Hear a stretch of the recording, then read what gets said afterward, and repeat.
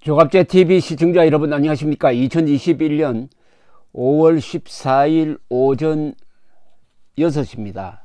어떤 사안에 대해서 한국에서 보는 시각과 워싱턴에서 보는 시각이 크게 다를 수가 있습니다. 한국에서는 별것 아닌데 미국에서는 아주 크게 보이기도 하고 또 정반대일 수도 있습니다. 각각 기준이 다르죠. 특히 이번에 문재인 대통령이 지난 10일 취임 4주년 기념 기자회견에서 대북 전단 문제에 대해서 엄정한 법 집행을 하지 않을 수 없다고 한 발언이 워싱턴에서는 서울보다 훨씬 더 크게 보이는 모양입니다. 워싱턴의 친한파 인사들 사이에서 아주 이 발언이 화제가 되었는데, 이 발언을 두고 아주 격렬한 반응이 나왔습니다. 이분들이 친북파라고 하면 무시할 수가 있습니다. 그러나 한국을 매우 소중하게 여기고 한미동맹을 적극적으로 뒷받침하면서, 그리고 북한에 대해서는 엄정한 자세를 취하고 한국의 인권 문제에 대해서 옛날부터 관심을 가졌던 우리의 친구들입니다. 이게 이제 문제죠. 한국의 친구들, 한국인의 친구들이라고 불리는 사람들 사이에서 문재인 대통령의 이 발언을 거의 망언 수준으로 규탄하고 있습니다. 심지어 자국민을 공격하는데 왜 그렇게 열심인지 모르겠다, 이렇게 이야기를 합니다. 자국민의 기본권을 짓밟고 자국민을 공격하는데 열심인 문재인 대통령이 이렇게 하면서 앞으로 10일도 안 남았죠. 지금 문재인 바이든 최초의 대면 정상회담에서 이 문제가 거론될지도 모르겠다 하는 전망이 나오고 있습니다. 미국의 소리 방송이 이런 목소리를 모아서 내보냈는데, 그걸 제가 소개를 좀 해드리겠습니다. 국제인권감시단체 휴먼 라이츠 워치 존 시프턴 아시아 국장은 이렇게 이야기를 했습니다. 문재인 대통령도 김정은도 표현의 자유가 어떻게 작동하는지 정말 이해하지 못하는 것 같다. 문재인을 김정은과 딱 묶어서 인권에 대해서 기본 개념이 없는 사람이다 라는 혹독한 비판입니다. 시프턴 국장은 외교적 노력에 번거롭고 문제가 되더라도 한국인들은 자기 뜻을 표현할 권리가 있다는 게 핵심이다. 이것이 생산적이지 않고 긴장을 일으킬 수도 있지만 표현의 자유라는 것은 원래 그렇게 작동하는 것이다. 인간의 가장 기본권이 양심의 자유, 표현의 자유인데, 어떻게 보면은 표현의 자유가 양심의 자유를 우선할 수가 있습니다. 양심은 잘 보이지가 않습니다. 그러나 양심은 표현을 통해서 드러나는 거죠.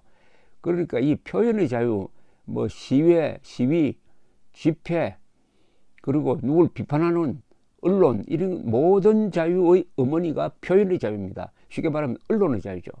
언론의 자유를 제약한다는 것은 상상도 할 수 없는데, 문재인이 김정은과 똑같은 인권관을 가지고 있는 것 같다는 지적입니다. 그레거 스칼라튜 미국 북한인권위원회 사무총장은 이런 이야기를 했습니다. 훗날 역사가 문재인 대통령을 평가할 것이다. 이번 연설을 통해 문 대통령이 전단 관련 움직임에 대해 잘 알고 있다는 사실을 확인했다. 문 대통령은 대북 전단 살포에 강력히 반대하고 인권에 대한 것이라면 무엇이든지 강력히 반대하는 것을 우리는 알게 되었다고 말했습니다. 문 대통령이 왜 그런 문제를 직접 이야기했느냐, 기자가 질문도 하기 전에 먼저 이야기한 게 이상하다. 문 대통령이 직접 챙긴다 이겁니다. 그러니까 통일부 장관한테 미룰 수도 없고, 이제 보니까 인권 탄압의 주범이 바로 문재인이구나 하는 것을 워싱턴에서도 알게 되었다는 취지의 이야기입니다. 그러면서 문재인 대통령은 인권 문제에 대해서는 무조건 반대하는 사람이다 라고 이야기를 했습니다.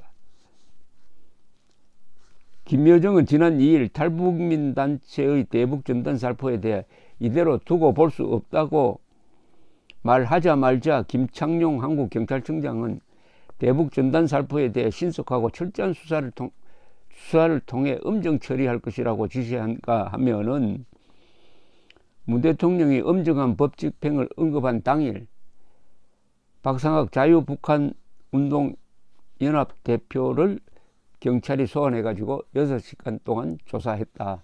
이렇게 되니까 김여정이가 한국 경찰에 대해서 수사 지휘권을 행사하고 있느냐? 북한이 짖으면은 어떻게 한국은 그렇게 빨리 반응하느냐 하는 반응도 나오고 있습니다. 데이비드 맥스웰 민주주의 수호재단 선임연구원은 이렇게 이야기를 했습니다. 문 대통령은 북한을 탈출하여 한국 시민이 된 자국민의 인권을 부정하고 있는 것이다. 우리가 모두 믿고 있는 인권과 개인의 자유에 반하는 이야기를 듣게 되어 매우 실망스럽다고 점잖게 이야기했습니다. 스칼레트 사무총장은 북한을 탈출하여 한국에 정착하기 위해 너무나 큰 고통과 많은 일을 겪은 탈북민들에게 한반도 분단과 긴장, 냉전적 사고에 대한 책임을 돌리는 것은 터무니없는 주장이다. 즉 문재인 대통령이 마치 탈북자들이 대북 전단 보내가지고 북한 주민들에게 세상이 돌아가는 것을 알게 해주려는 이런 의거를 범죄 행위로 몰면서 이게 남북 화해 또는 한반도 평화를 해치는 것이라는 취지의 이야기를 한 데 대해서 이렇게 비판을 하고 나온 겁니다. 스칼라투 씨는 한반도에서 냉전이 존재하는 4가지 이유가 있는데 그것은 남북한의 분단, 최소 12만 명이 수감되어 있는 북한의 정치범 수용소, 그리고 북한의 핵과 미사일이다. 그러니까 한반도 냉전 구조를 지속시키는 당사자는 인권운동가들이 아니라 김정은 정권이다. 그런데 왜 탈북자들을 향해서 한반도 평화를 깬다는 이런 말도 아닌 터무니없는 주장을 하느냐라는 뜻입니다. 맥스웰 앞에 말씀드린 맥스웰 씨는 이번 사안이 바이든 대통령과 문 대통령 사이에서 문제가 될 것으로 생각한다면서 바이든 대통령은 여기에 대해 다른 생각을 갖고 있고 한반도에서 하는 그 누구도 보호받지 못하는 대북전단 금지법에 동의하지 않는 것 같기 때문이다 라고 지적을 했습니다. 대북전단 금지법을 통해서 한국 사람들 중에 보호받는 사람이 없다는 겁니다. 대북전단 금지법이라는 것은, 법이라는 것은 누구를 보호하기 위해 하는 건데 이 대북전단 금지법에 의해서 보호받는 한국 사람은 없고 보호받는 사람이 있다면 김정은, 김여정이라는 그런 뜻의 조금 좀 유머러스한 비판입니다. 맥스웰 연구원은 인권을 침해하거나 자국민을 공격하는데 몰두하는 것은 매우 실망스러운 일이고 정상회담에서 이 문제가 논의될 것이다. 한국 문재인 대통령을 인권을 침해하거나 자국민을 공격하는데 몰두하는 사람이라고 했어요.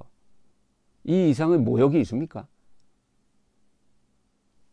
국민 보호를 위해서 대통령으로 뽑아주었더니 이 사람은 국민의 기본권을 짓밟고 자국민을 공격하면서 김정은, 김여정에게 봉사하는 사람이다. 이런 뜻이죠. 즉, 이 대북전단 금지법의 본질이라는 게 뭐냐? 반역자 김정은을 보호해주기 위해서 애국자를 탄압하는 법이다. 반애국자 법이다. 이런 취지의 이야기입니다. 더구나 대북전단 금지의 명분이 휴전선 근방에서 보내면은 북한이 사격을 해가지고 국민들 안전을 위협한다. 이런 명분으로 법을 만든 것처럼 보이다가 나중에 법안이 딱 나왔을 때는 어떤 법이 되어버렸느냐. 대북전단은 어디서 보내도 범죄다. 이렇게 된 겁니다. 부산에서 보내도 그렇고 동해상에 나가도 그걸 처벌하도록 이렇게 되어 있습니다. 완전히 이 정권이 국민을 속인 거죠. 누굴 위해서 속였느냐. 김정은을 위한 봉사. 그러니까 제가 여러 번 이야기하지만 문재인은 김정은에게 봉사한 상을 받아야 됩니다. 김정은 봉사상을 받아야 될 사람이라는 뜻입니다.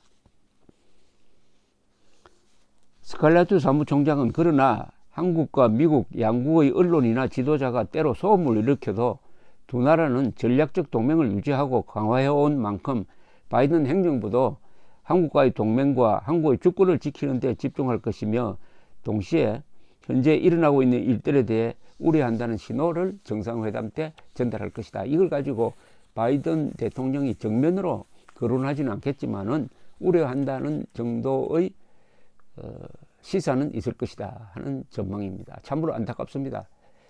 워싱턴에서 한국인을 걱정해주고 북한의 핵 문제를 문재인 정권보다 훨씬 더 챙기는 분들, 그리고 특히 북한의 인권 문제, 탈북자들에 대해서 따뜻한 마음을 갖고 있는 분들이 문재인에게 분통을 터뜨리고 있다. 어떻게 해야 되느냐?